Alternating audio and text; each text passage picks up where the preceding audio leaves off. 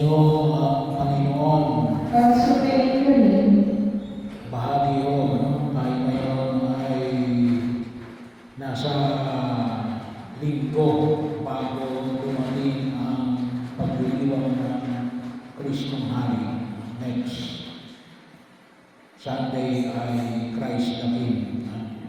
Kapag pinag-usapan natin ang Kristong Hari, yun ay katapusan ng kalendaryo ng simbahan. Kaya po yung mga tema natin ngayon sa ating mga pagbasa ay tumutukoy sa katapusan ng daigdig. At ibinahagi na po rito yung alin? Yung tungkol sa Templo ng Jerusalem. Last Saturday, ay pinagnilayan natin kasi pinag-iwang din natin yung Basilica ng St. John Lateran. Tumutukoy natin kay Templo ng Espiritu Santo. Pinamalig na Jesus natin, pinag-usapan din natin yung nakaraang Sabado, yung tungkol sa Templo ng Jerusalem.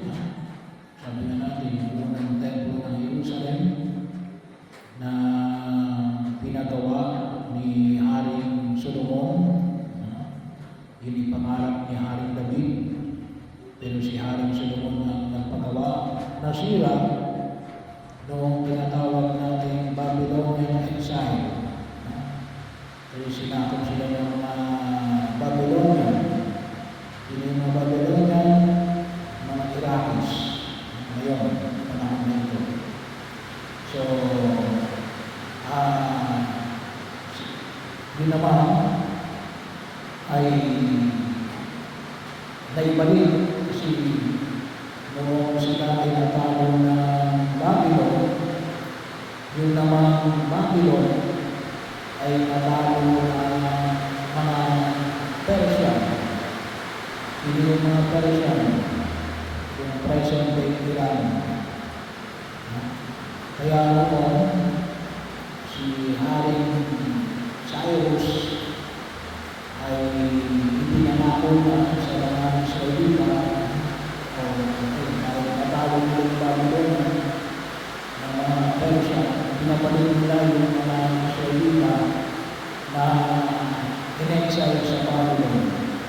At ang iba noon, sinabi ni Cyrus natin na itatayo yung templo na sinira ng mga Babylonian.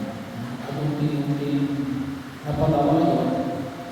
At yun ay alin yung tinatawag natin ikalawang templo.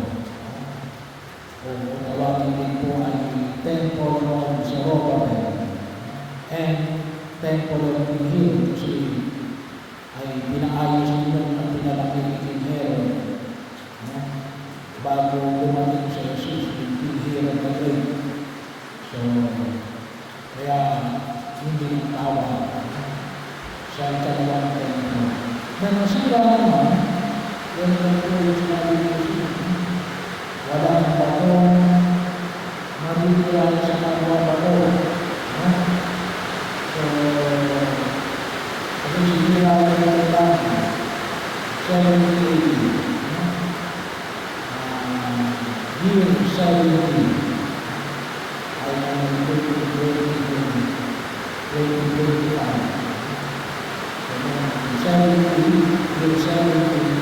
Ang sira yun, hinira ng mga Romano kasi plus ng mga mundo laban sa mga Romano plus ng Israelita laban sa mga Romano. Kaya hinira ng mga Romano sa kanilang bali ng 70. At totoo kung sinabi walang patong gagawin sa napapagod. Kung bakit ang tinatawag na Wailing Wall of Jerusalem, hindi yung templo ng Jerusalem. Yun po ay natirang wall, yung lumang bakod ng Jerusalem. Kasi yung unang panahon, ang mga city ay nilalagyan ng wall, katulad ng intramuros. Yan ang tawag ay intra sa loob ng wall. Yan ang tawag ay intramuros. So, noong unang panahon, ang Jerusalem may mga wall, yung city, yun ang kanilang atirang lamang, yung lumang wall ng Jerusalem. Bagamat maraming marino sa temple ng Jerusalem. Pero yun, kaya kung ulisin mo, yung Ebanghelyo namin, yung pinagtuturo sa mga katausan, kailangan mo lang pala susi. Kailangan mo mangyayari ito. Anong sabi ng Jesus? Matagal pa. Matagal pa. Bahagi ito. Kaya ang sabi niya, huwag kayo naniniwala kung sa mga tao ang sasabi natin, magugunaw ng daigdig.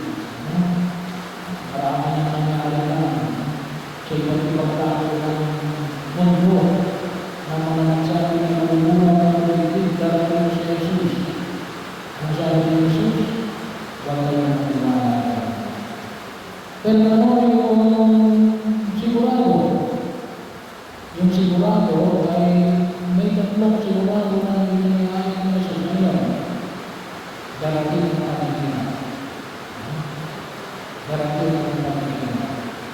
Darating ang pagtatakwil. Ang tatakwil ang kapatid ng kapwa kapatid ng mga magulang sa kanilang anak. Ng mga anak sa kanilang magulang. Maraming magiging mga hulas. Maraming hulas na naghuhulas. Kasi naghuhulas na sa akin. Kasi hulas yun. Kung hindi mo ang hulas, yun ay harap sa Panginoon. Kaya ang Panginoon, pag-uusig. Uusig ito sa lahat ng tao. Ano tayo naranasan na dahil na nalilito sa unang tatlong taon ng ating pangangalaman? Wala year hanggang year 20 hanggang 300 years. Ang tawag natin natin yung panahon ng pagkakita ng simbahan na nalalaman. Pero ang nais na ipaiwanan ng mga na sana yung paalala natin na ito nga ito dahil ito. Kaya may mga templong mawawasan. Ano yung mga templong na mawawasan? Yung templo na kapangyarihan. Dahil nakalimutan natin,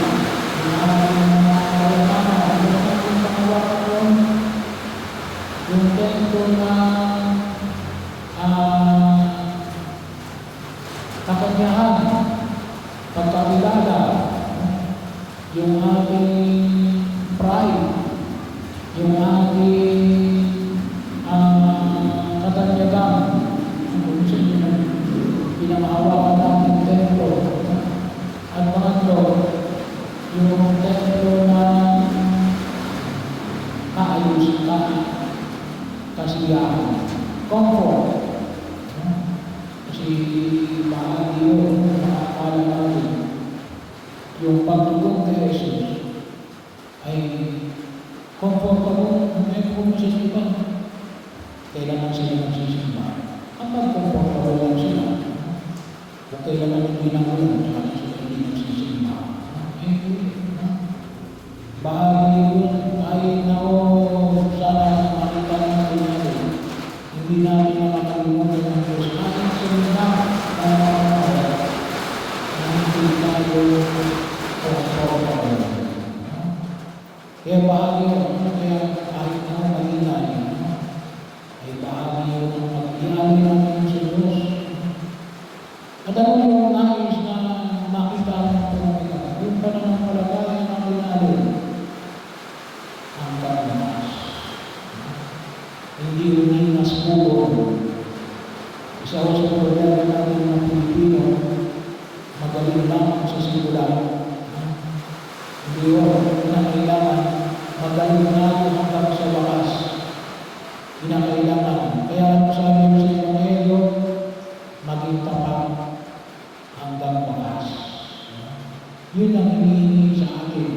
Naalin, hindi natin ipagkakalulog sa Jesus. Hindi natin ipagbibili. Hindi natin ipagpapalit. Bahagi yun na kung saan ng uri ng karangyaan na